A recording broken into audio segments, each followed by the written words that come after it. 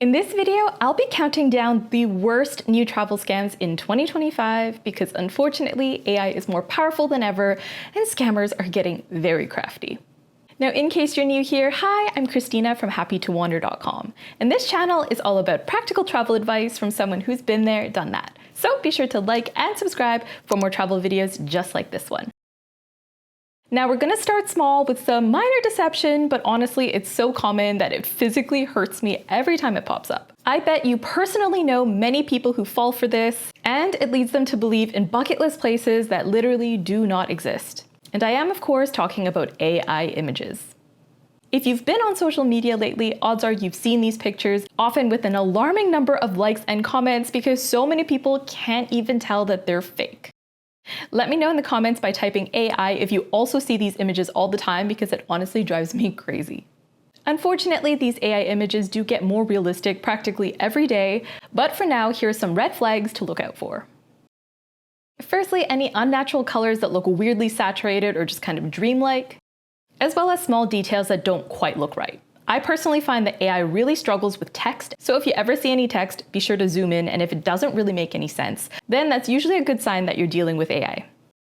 Also look out for overly smooth textures.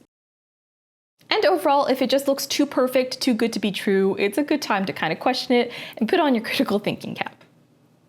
Now, ultimately, you might be thinking, what's really the harm with AI images if my great aunt really does think that this couple is celebrating their 100th anniversary, or if they think this person actually baked their own cake for their 110th birthday? Well, there are many instances where AI imagery gets a lot more dangerous. And that leads us to our next scam: fake travel links and ads. Unfortunately, there have been several reported instances of people using AI-generated images to sell hotels and travel experiences, which of course is not going to be a realistic depiction of what that experience or hotel is actually going to be like, if it even exists. So at best, it's a little deceptive. But even worse than that is when people use these images to create giveaways or ads that lead to websites that might be used for stealing your information. For instance, if you see a picture of a stunning hotel that's actually AI generated, you click on that link, it looks like hotels.com or booking.com, except it's actually just a cloned version of that website that is designed to steal your information. And if you're not careful and you actually go through to the booking page, you might end up giving these scammers all your payment details and also your personal information like your address and your name and your phone number. So before you click through anything that you see on social media, if it leads to another website, especially if it leads to a website that asks you for any kind of information, definitely look out for a few red flags. First off, anything that's too good to be true, whether that is a special deal, special giveaway, something like that, that is probably not a good sign. And any sense of urgency saying, okay, you need to do this in the next 10 minutes, you need to do this in the next 5 minutes in order to secure the deal, that's probably not a great sign either. Also keep an eye out for any suspicious things in the URL, which is the link of the website, anything like numbers or maybe a misspelling, so it says Expedia instead of Expedia, things like that. And very important, if they ask for any payment details that are through untraceable methods, not like credit cards, so anything like cash apps or maybe gift cards, anything like that, that is almost certainly a scam. Because at the end of the day, with a credit card, you can usually get the credit card companies to reverse the charge. Whereas if you're just sending someone a gift card or you're sending them something through a cash app, then you're not going to be able to get that money back, which is why a lot of scammers will prefer those payment methods.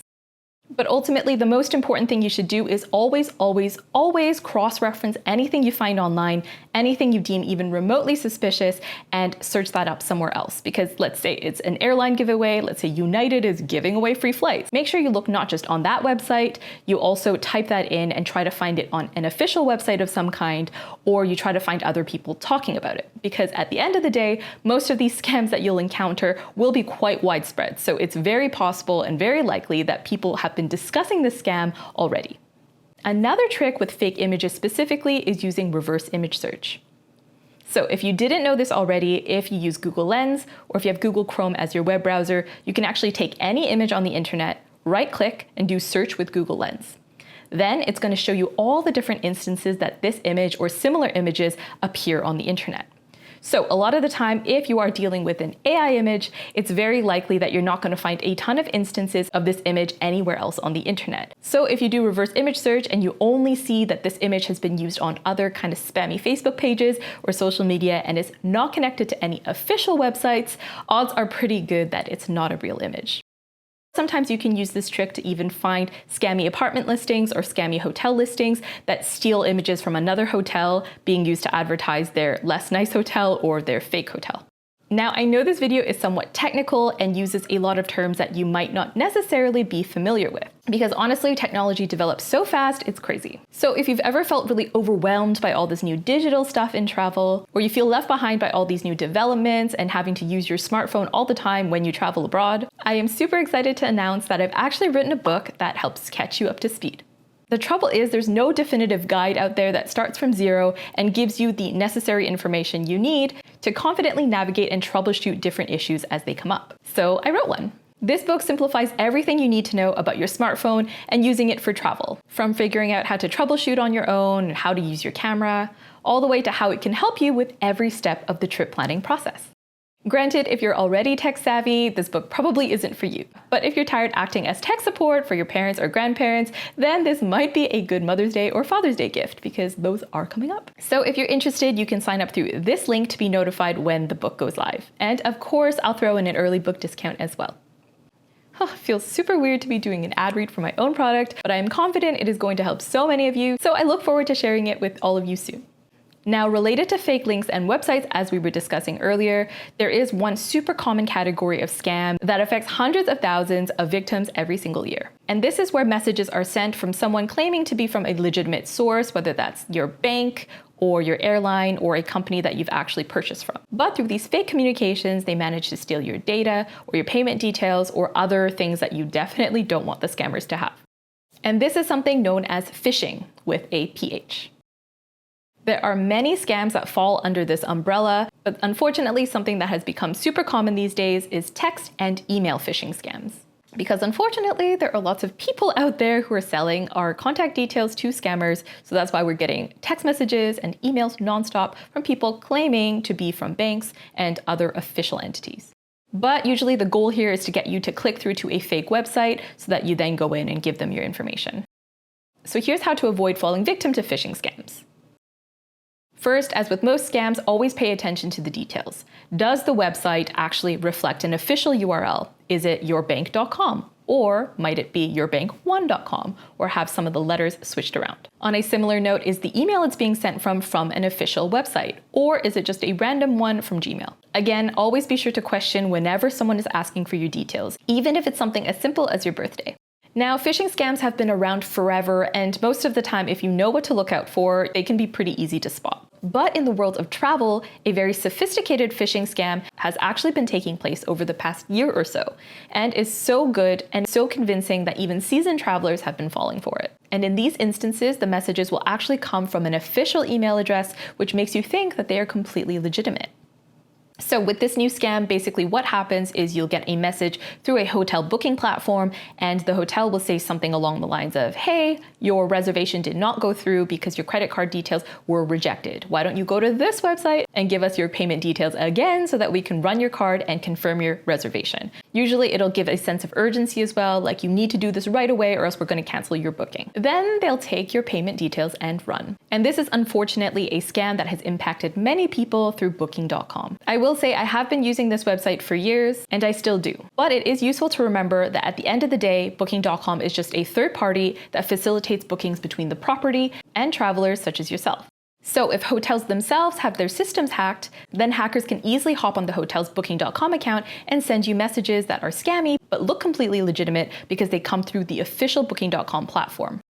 And that is typically what's happening with these booking.com phishing scams. It's hotels getting hacked into, not booking.com itself. So in theory, this is something that could also happen through the hotel's official website or even through any other hotel booking platform. So always be super, super careful looking at messages if at any point they ask you to enter your credit card details again, especially if it's through another platform that's not the original one that you booked on. Always be skeptical and be sure to call the hotel to double check. Another accommodation scam I've heard of recently is apartment rentals, where the host will offer you a better deal if you just book off the platform and deal with them directly. And this is especially common on everyone's favorite apartment rental platform to hate, and that's Airbnb. Now with this scam, often hosts will be messaging you and asking you, hey, if you want a better deal, why don't you book directly through us and we can cut out the middleman, you can pay me the money directly, I'll give you a discount. So do remember, at the end of the day, these third-party platforms do offer an extra layer of protection if anything goes wrong. So if you want to err on the side of caution, especially if it's a very expensive trip or a very important trip, then definitely keep that in mind. Do not take it off platform, because then you'll have no recourse or support. And as always, be sure to vet reviews before booking. Booking on a place that has no reviews is very, very risky, and I tend to stay away from it. Now that said, even reviews aren't foolproof anymore, because yes, AI reviews are now a prevalent thing. Of course, businesses purchasing fake reviews online has been going on for years and years. But previously, fake reviews were actually pretty easy to spot. They'd be one-line reviews, no profile picture, just one review in the entire history of the account. But with the rise of AI, writing detailed reviews that seem somewhat personal has become way too easy to do in bulk. And therefore, many companies have started buying these fake reviews in bulk as well. So yes, vetting reviews now requires more care than ever. So here are some red flags to look out for when it comes to spotting fake AI reviews. First, if the review is very generic and speaks very broadly, it doesn't reference very specific things about that person's own experience, then that is probably a good sign that it's not real. Second, look out for unnatural patterns of speech. If, for instance, they're referencing the name of the company really frequently, and if you're scrolling through the reviews and you see many reviews that kind of follow a similar structure or format, then that is a pretty clear sign that they've purchased reviews in bulk. Now, if you want to go into full detective mode, which I often do because I'm petty, then another thing you can do is actually review the reviewers. So if you're on a platform where you can click over and see the person who left the review, then scroll through some of their other reviews and see. You can even run a Google reverse image search on their picture, and if it's a stock photo or profiles with other people's names start popping up, then you know they probably stole that image. Now next is another scam that is especially scary because it involves something that we commonly interact with when we're traveling, and something that we've come to blindly trust, and that's QR codes. QR codes are these codes that you see everywhere, and the concept is simple. When you scan the code, as in you take out your phone and you scan it with your phone camera, it'll trigger an action of some kind, usually opening up a website link or sometimes getting you to download an app or call a phone number, things like that. The most common usage though is that it's going to take you to a specific website. And unfortunately, what some scammers are starting to do now is put QR codes in popular places like parking lots, airports, etc. And when you scan it, it's actually going to bring you to a website that's not legitimate and is designed to steal your information. Luckily, this scam can be easily thwarted just by doing a few basic checks before you actually send payment or any sensitive information. As with some of the previous scams we've discussed, make sure you're checking the link. If it looks suspicious in any way, then be sure to dig a little deeper. And of course, this goes without saying, if the QR code just triggers something to download, whether that's like an app or just a file, never click download, never download any random thing that just pops up on your phone, because that could be a way that they infect your phone with malware or something malicious. But before you freak out and stop trusting QR codes completely, it's helpful to remember that at the end of the day, QR codes are just tools. Essentially what they are shortcuts that trigger something else. So the QR code itself is never going to be harmful. It's what it leads to that could potentially be a scam. So don't just assume that everything you scan through a QR code is fine, much like how you wouldn't trust every single website link that pops up on the internet. And now it's time to talk about a scary, new-ish scam that has been making the rounds in the media recently. Because this is something that you'll encounter practically on every trip, even every day of the trip, and is something that is so harmless that most of us would never think to question it. And this is a scam that is known as juice jacking. Often said to be achieved through these USB charging ports that are very common now in airports, hotels, and other public spaces. And even the FBI themselves have issued warnings about this, saying bad actors have figured out ways to use public USB ports to introduce malware and monitoring software onto devices. Carry your own charger and USB cord and use an electrical outlet instead. Now, I always carry a portable charger with me anyways, just for convenience. So that's something I'll continue to do. But it has to be said though, the safety threat of juice jacking seems to be severely overblown. Based on the research I've done, it seems there's actually no reported instances of juice jacking actually happening out in the wild. And these days, many phones, like iPhones for instance, actually have safety mechanisms in place to ensure that anytime you're using a cord to connect to anything, if there's any data transferring happening, it will ask you for permission first. That's why a lot of the time, if you plug in your phone to a laptop, for instance, it'll ask you something like, do you trust this device? Because it's asking you whether or not you're actually comfortable sharing data between your phone and this new device. So if that message doesn't pop up, odds are you're fine. all that's happening is a charge, there's no actual data transfer. But at the end of the day, it is good practice to not just unquestioningly plug your USB cord and your charger into any USB port that you find out in the wild. But just know that these threats of juice jacking are definitely overblown, and the likelihood that someone is able to steal all your information just through you putting your USB cord into a port is not as high as the media would have you believe. All right, thanks for watching. Let me know in the comments if there's any more scams you can think of, and be sure to like and subscribe for more. I'll see you next time. Bye.